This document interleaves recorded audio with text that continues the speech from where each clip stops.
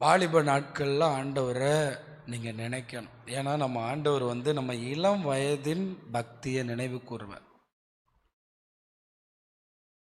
ஆண்டவரை நினைக்கணும், உண்மையாக நினைக்கணும்.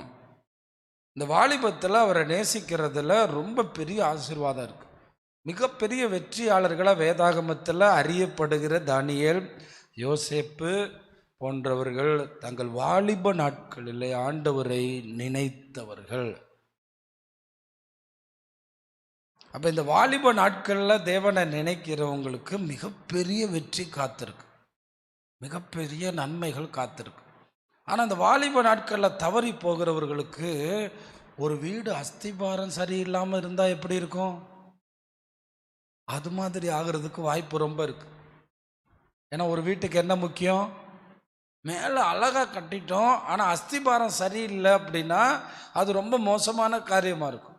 வாலிப நாட்களில் ஆண்டவரை எப்படி கனம் பண்ணுறது, தேவ மனிதர்களை எப்படி கனம் பண்ணுறது, மனிதர்களிடத்தில் எப்படி பேசுறது, வாத்தியாரிடத்தில் எப்படி பேசுறது, இதெல்லாம் கற்றுக்கிட்டோம்னா நம்ம பெரிய உயர்வு அடையும் போது நம்ம ரொம்ப ஞானவான்களாக மாறிடும். வாலிப நாட்களில் ஆண்டவரை நினைக்கிறத நான் எப்படி சொல்கிறேன்னா மிகப்பெரிய ஆசீர்வாதம்.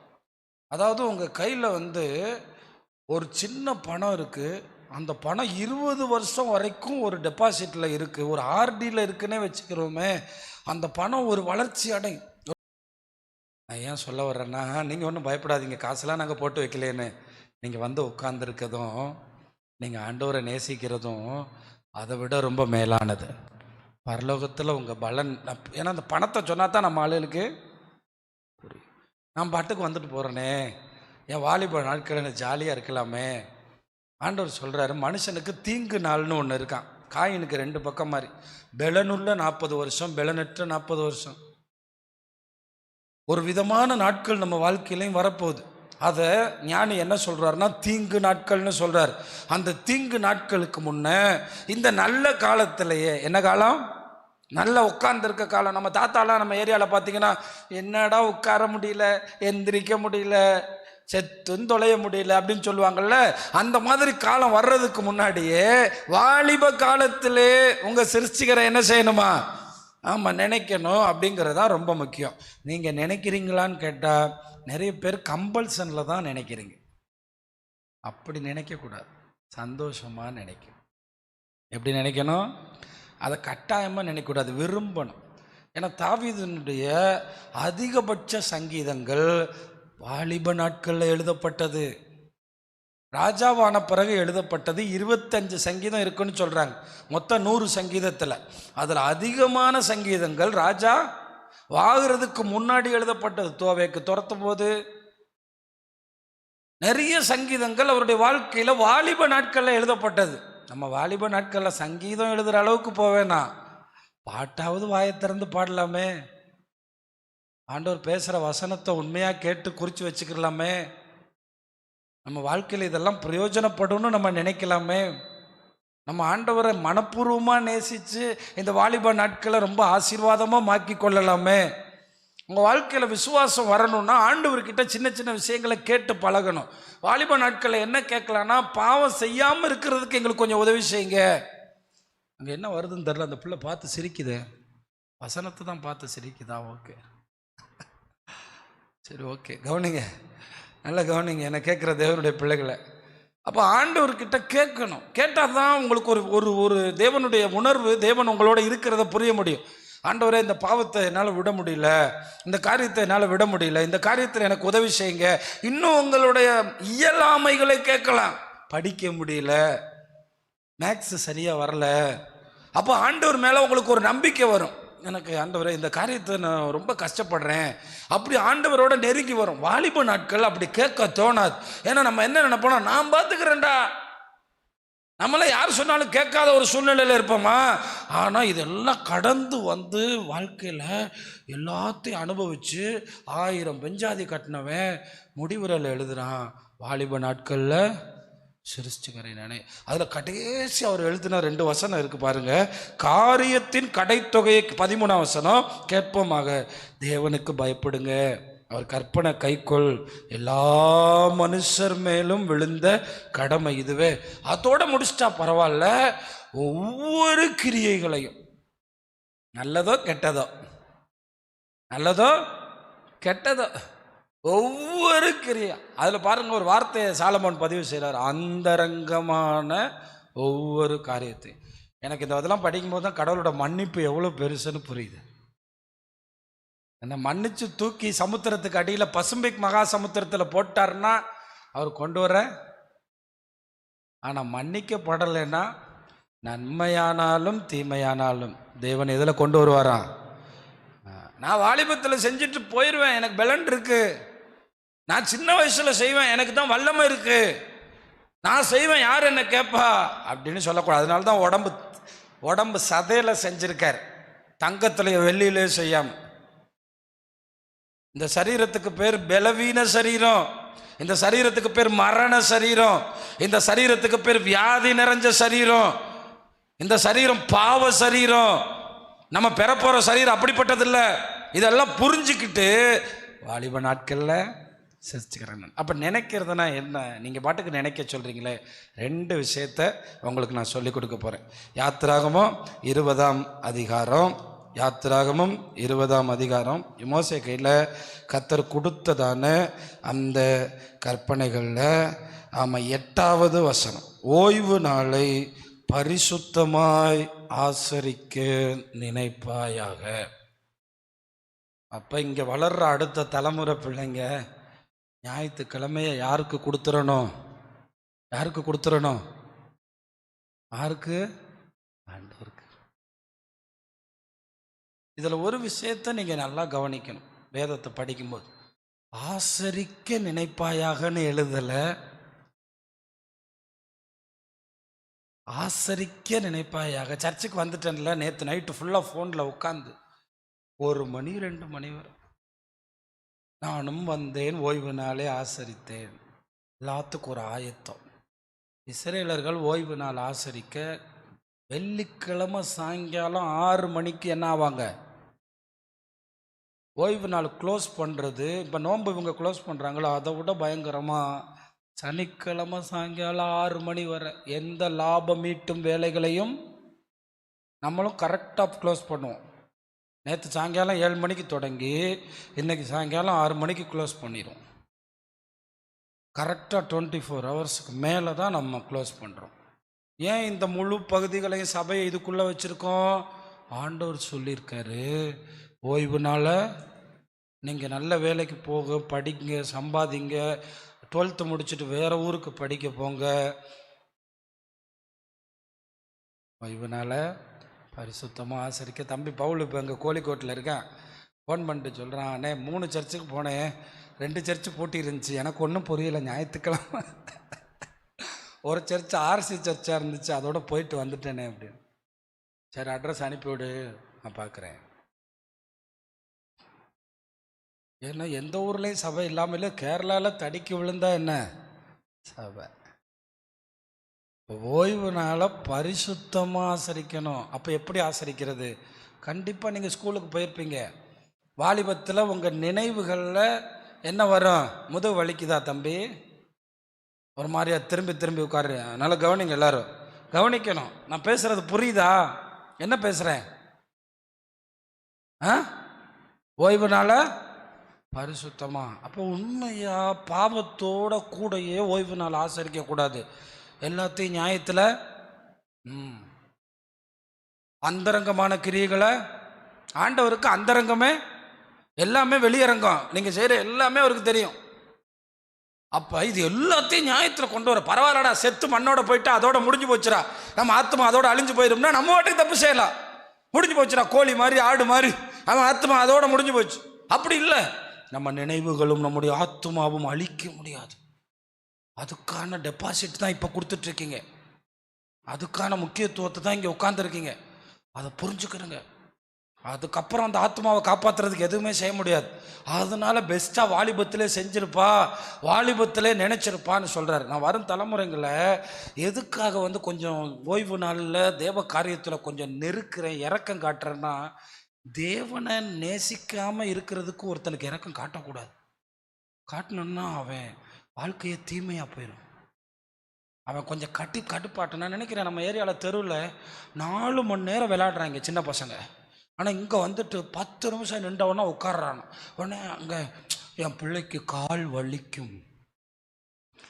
20 மணி நேரம் காலையில் லீவ் விட்டா 9 மணிலேருந்து சாயங்காலம் 9 மணி வரை விளையாடுறான். அவன் காலில் ஸ்ப்ரிங்கு போட்டு வச்சிருக்கு, அவன் காலுக்கு கீழே சக்கரம் போட்டு வச்சிருக்கு. சர்ச்சில் 2 நிமிஷம் உட்கார்ந்தோடனே நின்ற உடனே உட்கார பார்க்குறான். நான் இறக்கம் காட்ட மாட்டேன். ஏன் இறக்கம் காட்ட மாட்டேன்னா, வாலிப நாட்களில் அவனுக்கு ஓய்வு நாளினுடைய மகத்துவத்தை சொல்லி கொடுக்கணும். இந்த ஓய்வு நாள் எப்படி இருக்கணும்னு உங்களுக்கு சொல்கிறேன். காலையில் சர்ச்சுக்கு வரணும், குடும்பமாக உட்காந்து சாப்பிட்ணும், நல்லா ரெஸ்ட் எடுக்கணும். இந்த வாரத்தில் விட்டு போன துணி, துவைக்க வேண்டிய காரியங்கள் எல்லாத்தையும் சரி பண்ணி அதெல்லாம் இன்றைக்கி சாயங்காலத்துக்கு கொண்டு வந்துடணும். ஈவினிங்கில் ஏதாவது ஒரு சர்வீஸ் அட்டன் பண்ணணும். லைஃப் லாங்காக சொல்கிறேன். அந்த முழு நாளையும் ஆண்டவருக்கென்று பரிசுத்தமாக ஆசரிக்கணும். எப்படி ஆசரிக்கணும்? இதை விட்டுறவே கூடாது, இதை கவனமாக இருக்கணும். அடுத்த வசனத்தில் நீங்கள் ஆண்டவர் சொல்கிறத கேளுங்க. ஆண்டவர் எழுதி கொடுத்ததில் இதை மட்டும் சொல்லலை.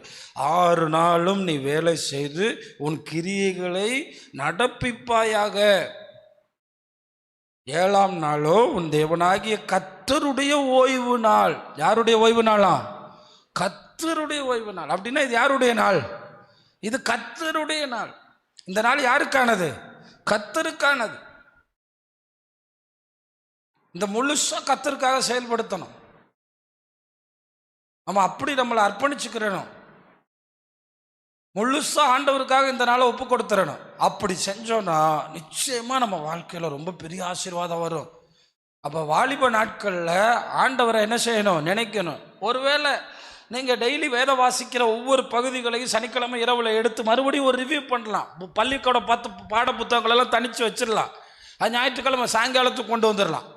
ஏன்னா முழுவதுமாக இந்த நாட்களை ஆண்டவருக்கென்று பிரயோஜனப்படுத்தணும். ஏன்னா வாலிப நாட்களில் உன் சிருஷ்டிக்கிற நினை மனப்பாடம் பண்ணுங்க. முடிஞ்ச அளவுக்கு மனப்பாடம் பண்ணுங்க. உங்களுக்கு ஒரு 1000 ஆங்கில வசனம் தெரிஞ்சிருந்துச்சுன்னா நீங்கள் அமெரிக்காவில் கூட போய் பிரசங்கம் பண்ணுறதுக்கு அடுத்த தலைமுறைக்கு வாய்ப்பு கிடைக்கும். ஏன் தெரியுமா? இந்த இடையில பேசுகிறதெல்லாம் பேசிடலாம், ஆனால் வசனத்தை கண்டிப்பாக மனப்பாடம் பண்ணி சொல்லணும். முக்கியமாக வசனங்களை மனப்பாடம் பண்ணுறது ரொம்ப பெரிய தேவையாக இருக்குது. இன்றைக்கி யூடியூப்பில் இருக்குது. எல்லா பாஸ்டர்ஸ் பார்த்தீங்களா பக்கத்தில் டிரான்ஸ்லேட்டர் வச்சே பிரசங்கம் பண்ணுறாங்க. இப்போ அதுவும் தேவையில்லை. ஏஐலாம் வந்த பிறகு வீடியோவை தானாக என்ன பண்ணுது? டிரான்ஸ்லேட் பண்ணுது. அப்போ வசனங்கள் நம்ம இன்னும் படிக்கணும். என்னதான் டெக்னாலஜி வரட்டும், நம்ம மூளைக்கு நமக்கு தானே தேவை. அதனால சொல்கிறேன், ஓய்வு நாளை எப்படி ஆசரிக்கணும்? ஆமாம், வந்து உட்காந்துட்டு பாவ எண்ணத்தோட, பாவ சிந்தையோட வந்து உட்காந்துட்டு வேற நினைப்போட, இச்சைகளோட, வேற காரியம் எல்லாத்தையும் அழிச்சிடணும். ஏன்னா நம்ம ஆண்டவர் ஆராதிக்கிறோம். நான் ஏன் சீக்கிரம் வர சொல்கிறேன்? ஆண்டவருக்கு ஒரு கேக்கை கடித்து பாதி சாப்பிட்டு கொடுக்கக்கூடாது. முழுசாக கொடுக்கணும், பெஸ்ட்டாக கொடுக்கணும், முழு இருதயத்தோடு கொடுக்கணும், சந்தோஷமாக கொடுக்கணும். என்னடா இங்கே வந்து உட்காந்துருக்கேன், இதுக்கெல்லாம் கர்த்தர் என்ன கொடுப்பாரு? பலன் கொடுப்பார். அப்போ ஆண்டவரை எப்படி நினைக்கணும்? ஓய்வுனால பரிசுத்தமாக ஆசரிக்க நினைக்கணும். அங்கே பாருங்க, வீட்டில் இருக்க மிருக ஜீவன்கள் கூட வேலைக்கு அனுப்பக்கூடாதான். அதை கூட வச்சு லாபம் ஈட்டக்கூடாதான். வேலைக்காரி எல்லாரும், குமாரன் குமாரத்தி அந்நியன் யாதொரு வேலை செய்யக்கூடாது. ஒரு வேலைக்காரனை வச்சு மாட்டை நீ உழுது விட்டுரு, நான் போய் ஓய்வு நாள் ஆசரிக்கிறேன்னு சொன்னா கொன்னே போட்டுருவார். ஏன்? இவங்க இந்த வசனத்தை எல்லாம் படிச்சுட்டு இயேசுநாதரையே சுகமாக்க விடமாட்டேன்ட்டாங்க. ஆனா ஆண்டவர் ஒரு காரியத்தை எக்ஸ்ட்ரா சேர்த்துட்டாரு. நீங்க புரிஞ்சுக்கிட்டது தப்பாடா. ஓய்வு நாள்ல நன்மை செய்யலாம், ஆனா லாபம் இல்லாம என்ன செய்யணும்? அதை புரிஞ்சுக்க. ஓய்வு நாளே மனுஷனுக்காகத்தான் படைக்கப்பட்டிருக்கு. அப்ப ஞாயிற்றுக்கிழமை ஆண்டவரை முழுசா தேடி வரணும். அது சந்தோஷமா வரணும். எப்படி வரணும்? சந்தோஷமா தானே வந்திருக்கீங்க எல்லாரும்? சந்தோஷமா தானே ஆண்டவரை நினைக்கிறீங்க? இப்ப கொஞ்சம் சந்தோஷமா வருவீங்க. இந்த 9th 10th 11th 12th வரும்போது வளர அப்புறம் காலேஜ்னு ஒன்று போயிட்டோம். வரும்போது கொஞ்சம் நமக்குள்ள பாவம் எட்டி பார்க்கும். அப்புறம் முழுசாக ஆண்டவருக்கு கொடுக்க மாட்டோம். நம்ம ஜாக்கிரதையாக இருக்கணும். ரெண்டாவது நீதிமொழிகள் 3ஆம் அதிகாரம் 6ஆம் வசனம். நீதிமொழிகள் 3. உன் வழிகளிலெல்லாம் அவரை நினைத்துக்கொள். எங்கே நினைக்கணுமா சொல்லுங்க, எங்கே நினைக்கணுமா? எத்தனை பேர் காலையில் ஸ்கூலுக்கு போகிறதுக்கு முன்னாடி ஆண்டவரை நினச்சிட்டு போகிறீங்க? எத்தனை பேர் பரீட்சைக்கு முன்னாடி ஆண்டவரை நினைக்கிறீங்க? தேர்வுகளுக்கு முன்னாடி எத்தனை பேர் படிக்கிறதுக்கு முன்னாடி, புக்கை கையில் எடுக்கிறதுக்கு முன்னாடி ஆண்டவரை நினைக்கிறீங்க? உன் வழிகளிலெல்லாம் ஆண்டவரை நினைத்துக்கொள். அப்போ ஒரு வாலிபன் டாஸ்மார்க்குக்கு போகும்போது ஆண்டவரை நினைக்க முடியுமா? அப்போ அவன் வழிகளில் ஆண்டவரை நினைக்கும் போதே அவன் தவறான வழிகளுக்கு என்ன செய்யப்படுறான்? தவிர்க்கப்படுகிறான். உன் வழிகளில் எல்லாம் ஆண்டவரை நினைத்துக்கொள். அப்போ எந்த வழியில் நம்ம போகும்போதும் நம்ம எல்லா காரியங்களிலும் ஆண்டவரை நாம் நினைத்து கொள்ள வேண்டும். அந்த வசனத்தினுடைய முன்பகுதி என்ன சொல்லுது தெரியுமா? உன் சுய புத்தியின் மேல் சாராமல். அன்னைக்கு நல்லா படிச்சுட்டு போயிருப்போம், உட்காந்து கடவுளை தேடி இருக்கவே மாட்டோம். உட்காந்து நல்லா படிச்சுட்டு போயிட்டு கடைசியில் மார்க் வரும்போது நம்ம சுய புத்தினால தான் நம்ம செய்கிறோம், தவறு செய்கிறோம். எப்பயும் நல்ல பெற்றோர்கள் நமக்கு சொல்லிக் கொடுக்குற காரியம், புத்தகத்தை எடுத்து படிக்கிறதுக்கு முன்னாடி சுய புத்தியின் மேல் சாராமல் உன் முழு இருதயத்தோடும் கர்த்தரில் என்ன செய்யணுமா? நம்பிக்கையாக இருக்கணும். சுய புத்தியின் மேலே சாராமல் நம்ம செய்ய முடிஞ்சிடும்னு நினச்சி செஞ்சிடக்கூடாது. சுய புத்தியின் மேல் சாராமல் முழு இருதயத்தோடும் கர்த்தரில் நம்பிக்கையாய் இருந்து உன் வழிகளிலெல்லாம் அவரை நினைத்துக்கொள். அப்போ முதல்ல சொன்னேன், ஓய்வு நாளை ஆசரிக்க நினைக்கணும். அடுத்து எந்த வழியில் போகும்போதும் அவரை நினைக்கணும். இந்த வழி சுய புத்திக்கு கரெக்டான வழி அப்படி நினைக்கக்கூடாது. இந்த வழியில் போனால் எனக்கு கரெக்ட். அப்படி தான் நிறைய வாலிப பிள்ளைங்க விழுந்துடுறாங்க. இவனை கல்யாணம் பண்ணால் எனக்கு லைஃப் கரெக்டு, இந்த பிள்ளைய கல்யாணம் பண்ணால் எனக்கு லைஃப் கரெக்டு. ஆண்டவர் என்ன சொல்கிறாரு? உன் சுய புத்தியின் மேல் சாராமல். எந்த புத்தி? ஒருவேளை ஆண்டவர் உங்களுக்கு பெரிய ஆசீர்வாதத்தை வச்சுருந்தாருன்னா அவர் உங்களுக்கான லைஃப் என்ன எழுதியிருக்காருன்னு உங்களுக்கு எப்படி தெரியும்? அதுக்கு தான் அவரோட நெருங்கும் போது தானே அதை காமிப்பார். அது நெருங்கும் போது தானே அவர் நமக்கு அதை கொண்டு வருவார்.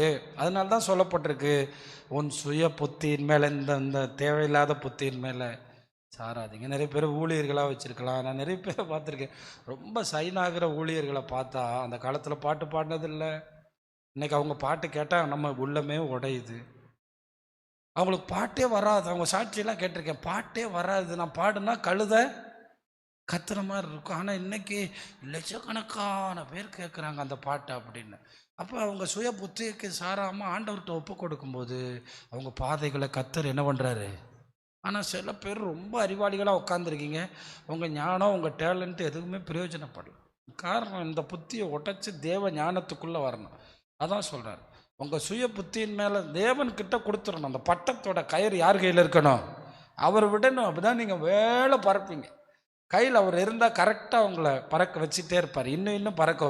இந்த ரெண்டு காரியத்தில் நம்ம பிள்ளைங்க பழகணும். போன வாரம் நான் கேட்டப்போ நிறைய பேர் நான் பைபிள் வாசிக்கிறதே இல்லைங்கிறான். இந்த புத்தகத்தை தொடுறதுக்கு முன்னாடி ஆண்டவரே நான் என்ன படிக்கணும், நான் என்ன ஆகணும், இந்த மெச்சூரிட்டி கூட கிடையாது. அப்படியே போகிறோம், நான் என்ன ஆகணும், 12th முன்னே என்னை கொண்டு என்ன செய்ய போகிறீங்க? சிலரை ஊழியர்களை அழைச்சிருப்பார். இங்கெல்லாம் ஊழியக்காரங்களாகவே இப்போ யாருமே வர விரும்புறதில்லை. பெற்றோர்கள் பிள்ளைகளை அதற்கேற்றபடி உருவாக்குறதுக்கு ஆண்டவர் அப்படி சித்தமாக இருந்தால் அதை நம்ம செய்யணும். ஏன்னா அது ஒரு பெரிய மேன்மை. என்ன, ஊழியக்காரன் ஒருத்தன் உருவானான்னா டாக்டர் இருப்பான், இன்ஜினியர் இருப்பான், கலெக்டர் இருப்பான். ஆனால் உங்கள் பிள்ளைய ஒரு கலெக்டராகவோ ஒரு டாக்டராகவோ தான் மாற்ற முடியும். அது மரணத்தில் மேன்மை இல்லை. அப்போ ஆண்டவருடைய திட்டம் பிள்ளையை குறித்து என்ன? ஏன்னா ஒருத்தனை குறித்த திட்டம் உலக தோற்றத்துக்கு முன்னே கர்த்தர் எழுதி வைக்கிறார். இந்த ரெண்டு காரியத்தை நீங்கள் கவனிக்கணும், ரொம்ப கவனிக்கணும். ஓய்வு நாளை எப்படி ஆசரிக்கணும்? பரிசுத்தமாக. ரெண்டாவது, ஒவ்வொரு பாயிண்டில் இன்றைக்கி இருக்கிற பிள்ளைங்க, நான் படித்து மேலே வந்துடுவேன், நான் நல்லா படிக்கிறேன், நான் பெரிய ஸ்கூல், இதெல்லாம் ஒத்து வராது. நான் உங்களுக்கு சொல்கிறேன், ரொம்ப பெரிய படித்து போனவனும் ரொம்ப வேஸ்ட்டாக போயிட்டான். ஆனால் தேவனை சார்ந்து கொண்டவனும் ரொம்ப பெரிய இடத்துக்கு வந்திருக்கிறாங்க. தேவனை சார்ந்து கொண்டவங்க நம்ம எல்லாரும் அந்த தேவனை சார்ந்து கொள்ளணும். இப்போ நிறைய பாட்டு எழுதுகிறாங்களே, ஜான்சாமி சகோதரர்ஸ் ரெண்டு பேரும் பிஏ கிராஜுவேட்டு. ஆனால் இப்போ அவங்க ப்ரீ கிராஜுவேட் இல்லை, எங்கே எழுதிட்டு இருக்காங்க? நமக்கெல்லாம் நிறைய நல்ல பாட்டு கொடுத்துருக்காங்க. அவங்க நல்ல அழகான பாடல்களை நமக்கு எழுதி தந்தாங்க. கர்த்தர் அவங்கள சுய புத்தியை சார்ந்து கொள்ளாமல் தேவனுடைய வழியில் வந்தப்போ அவங்கள ஆண்டவர் அழகாக்குறார். அவங்க பாருங்களேன், அவங்க அப்பா இறந்து போவாருன்னு, இவ்வளோ குயிக்காக இறந்து போவாருன்னு யாருமே நினைக்கல. அதுக்குள்ளே 2 ஸ்டார்ஸ் மாதிரி எழுப்பிட்டார் ஆண்டவர். இன்னைக்கு சொல்கிறாரு, சர்ச்சில் ஞாயிற்றுக்கிழமை 2 ஆராதனையில் இடமே இல்லை. ஆனால் 2 பேரையும் பாருங்கள் ஆண்டவர். அதுலேயும் இந்த டேவிட் ஷாம் இருக்கார், அந்த காலத்திலேயே அவர் பின்னாடி நின்று கொயரில் பாடுவாராம். பாடிட்டு எஸ்கேப் ஆயிடுவாராம். பைபிள் ஸ்டடிக்கு சேர்லாம் போட்டுட்டு எஸ்கேப் ஆயிடுவாராம். அவங்க அப்பா கேட்பாரான், எங்கடா பையனை காணோன்னு. பார்த்தா எங்கே ஃப்ரெண்ட்ஸோடு நிற்பாரான். ஆனால் ஒரு காலம் வரும்போது அதெல்லாம் தூக்கி போட்டு நீ கர்த்தருடைய வழியில் அவங்க வர்றாங்க. நீங்களும் தான் சொல்கிறேன், போதும்ப்பா, சுய புத்தி சுய வழிகளை விட்டுட்டு ஆண்டவருடைய வழியில் வந்தீங்கன்னா உங்களை லட்சங்களுக்கு ஆயிரங்களுக்கு ஆண்டவர் பயன்படுத்த வல்லவர். இந்த கடைசி காலத்தில் வாலிப நாட்களில் உங்களை அவர் செதுக்க விரும்புகிறாரு. ஆண்டவருக்கு மட்டும் உங்களை உயர்த்துறதுக்கு பேரியரே கிடையாது, உனக்கு ஒரு லிமிட்டே கிடையாது. இந்த அளவுக்கு ஆண்டவர் நம்மளை கொண்டு போக முடியும். அதுக்கு நீங்கள் உங்கள் வழிகளை ஆண்டவர்கிட்ட ஒப்பு கொடுத்து போகிற வழியெல்லாம் அவரை நினைக்கணும். நேரம் நம்ம ஒரு பயணம் போகும்போது நல்ல காரில் போகலாம், நல்லா போகலாம், ஆனால் நினச்சிக்கிட்டே போகணும். ஆண்டவர் நம்மளை பாதுகாக்காட்டா ஒன்றுமே இல்லை, அப்பளம் மாதிரி போயிடும். ஆனால் ஒவ்வொரு தடவையும் ஜோம் பண்ணி போகும்போது இன்னும் என் வாழ்க்கையில் மறக்க முடியாத ஒரு தாத்தா இடையில வந்தார். அதாவது டிரைவர் சீட்லேருந்து கத்திட்டேன் யோ அப்படின்னு. ஆனால் நான் கத்துறது அவருக்கு கேட்காது. என் ஹார்னை அப்படியே அமுக்கிட்டேன். அது 4-வேல நம்ம போகிற ஸ்பீடு ஒரு 100 கிலோமீட்டர் ஸ்பீடில் போகிறோன்னா அவர் ஒரு ஆள்கிட்ட பேசிக்கிட்டே அப்படியே கிராஸ் பண்ணி வந்துட்டார். நான் நினச்சேன் இன்னைக்கு அவரை ஏற்றிட்டேன்னு. அப்படித்தான் நான் நினச்சேன். நல்ல வேளை அந்த தாத்தாவோட மூளையில் என்ன நடந்துச்சுன்னே தெரியல. பாதி ரோடு வந்த உடனே ஆரன் சவுண்டை கேட்டு இப்படியே வளைஞ்சு அங்கிட்டு போயிட்டார்.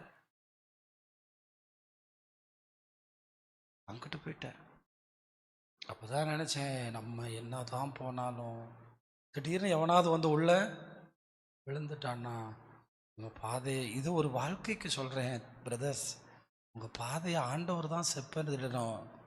ஆண்டவர் தான் நீங்கள் போகிறதுக்கு முன்னே வழி திறக்கணும். ஒரு பயணம் கூட போயிட்டு வர முடியாத காலத்தில் இருக்கிறோம். அதனால் ஜோம் பண்ணாமல் போகாதீங்க. அப்போ பயணத்துக்கே ஜோம் பண்ணணுன்னா ஒவ்வொரு காரியத்திலையும் சுய புத்தியில் சேர்ந்துடக்கூடாது, சுய புத்தியில் கணக்கு போடக்கூடாது. வழிகளிலெல்லாம் நினையுங்கள், ஓய்வு நாளை பரிசுத்தமாய் ஆசரிக்க நினையுங்கள். வாலிப நாட்களில் இதுதான் சிருஷ்டிகரை நினைப்பது. ஆண்டவர் பார்ப்பார், பரவாயில்ல இந்த பையன் இவ்வளவு பெலனாக இருக்கிற காலத்திலேயே என்கிட்ட ஜோம் பண்ணி ஸ்கூலுக்கு போகிறானே.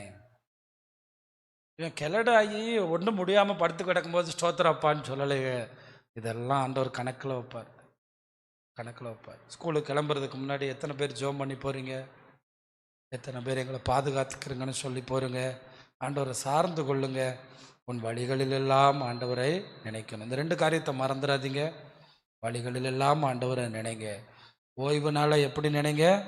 பரிசுத்தமாக ஆசரிக்க நினைங்க. அப்போ சனிக்கிழமை வரும்போதே ஆண்டவர்கிட்ட குற்றம் குறைகள் நம்மகிட்ட இருந்தால் அதையெல்லாம் என்ன செய்யணும்? அறிக்கை செஞ்சு ஆராதிக்கணும். இந்த கேட்டிங்கெல்லாம் இந்த வீடியோவில் சும்மா பெருசாக பாட்டு பாடிட்டு போகிறதில்ல. வாயை திறந்து அறிக்கை செய்கிறவனுக்கு தான் என்ன கொடுப்பாரு? ரட்சிப்பு கொடுப்பாரு. எந்திரிச்சு